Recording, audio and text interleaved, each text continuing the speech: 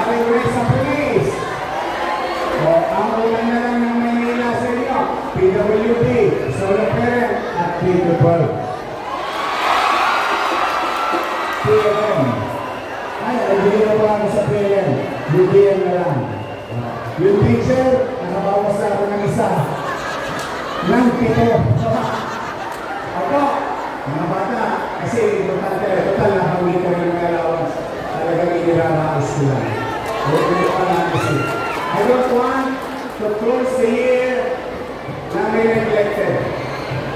At least, one way or another, nalimon ng kasalukuyang administrasyon, bagamat limitado yung resources na gusto ko malingon ang bawat sektor. Kaya, rest assured, hindi madala, hindi ako tutulog. Maghahanap ako. Maghahanap ako. Pamasko namin, Yorme. Kaya na, mas magaling yung baon. Yorme, akin na lang si Joaquin.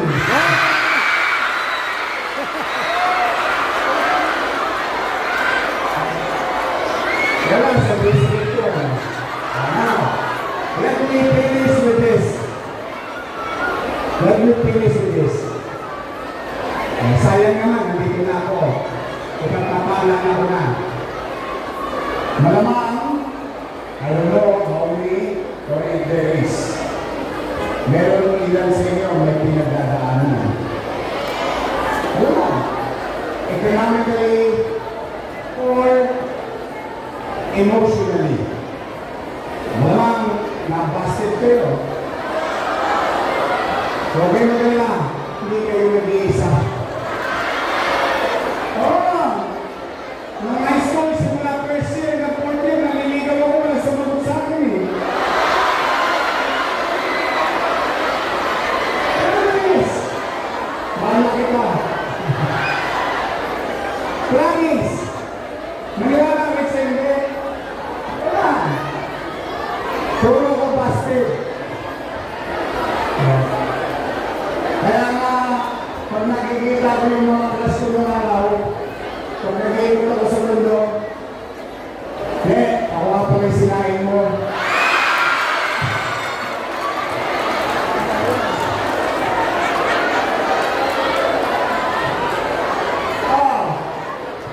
Natuloy naman ang buhay ko. Maybe, some of you hindi pa kumain. Now, if you're experiencing those, kaya mo lang, kinain ko nga, tira ng tao sa basurahan. So you're not staying in the worst situation. What is important, you have to ask yourself, ano ako ngayon? Nasaan ako ngayon?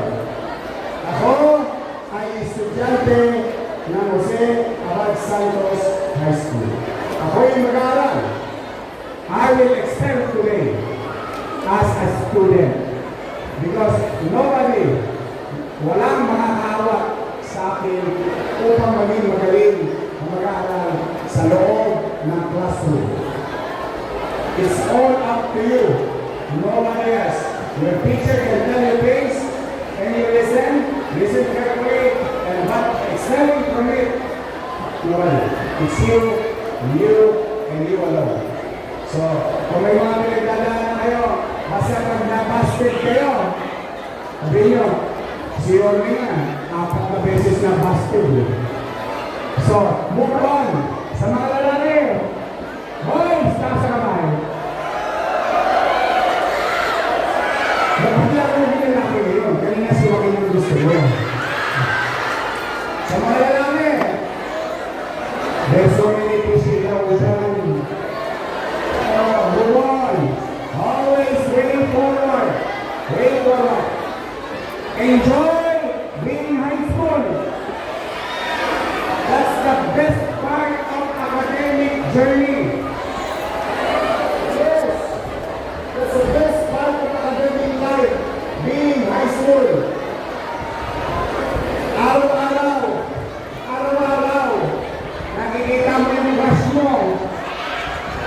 Nandyan. Tingnan mo sa kanan. Tingnan mo sa kaliwa. Sa likod. Wala ka na sa alam mo lang yung rush mo. This is something that this requires because it's a memories of our life. Kaya ko lagi sinasabi, bakit? Kayo na nandito, tulad ko, product ng public education system. Tulungan Center, Rosario Maruay Elementary School, Tondo High School, Forward Court, Walamahon, Mrs. Boy ako.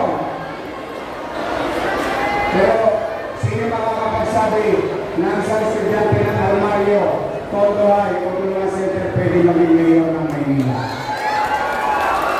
So what I'm saying is that it's not impossible. Kung nangyari sa akin, pwede rin mangyari sa inyo. Someday, somehow, wala, gamit ko araw-araw eh. Someday, somehow, magiging doktor kayo, magiging engineer kayo, magiging abogado kayo, magiging teacher kayo. Pa-shout out po, ICT. So, kaya guys, mga batang Maynila, always way forward. Always way forward. That's the right mindset, no matter what. So muli, I'm happy to see you. May awa ang Diyos, lahat ng kahilingan ninyo. Huwag kayo makalala. Kung naalugod ako, baka lumamitin ang kwarto nyo. Marami akong pangarap para sa inyo. Pera na lang ang kulang. Gusto nyo ba katulad ko ng Albert? Ng Almario? How I wish I can do it in one swipe of one. But rest assured, I, the mayor, is really doing our best para makabangon muli ang Maynila. Pero meron ako isang request. Pwede ba mag-request? Gusto ko lahat kayo graduate, ha? Promise? Kahit na mahirap ang buhay, ha? Kahit walang naman ang siya, ha? Kahit nakikita mo na si Tweety Bird pinumaga, ha? Dahil nagdidilig yung paningin mo sa tulong. Kailangan mag-graduate tayo, ha? Graduate mo kayo lahat! Akin ka na lang po. So, anyway, mag-iingat kayo. Pa-shout out, thank charity. Ayan, ano ba? Kung charity ako, grabe, kapi. Dito sa kapi siya, etent lang, ha? Dumating yung imbol. Halimbawa, dumating yung imbol ngayon. Ano sasabihin natin? Don't panic!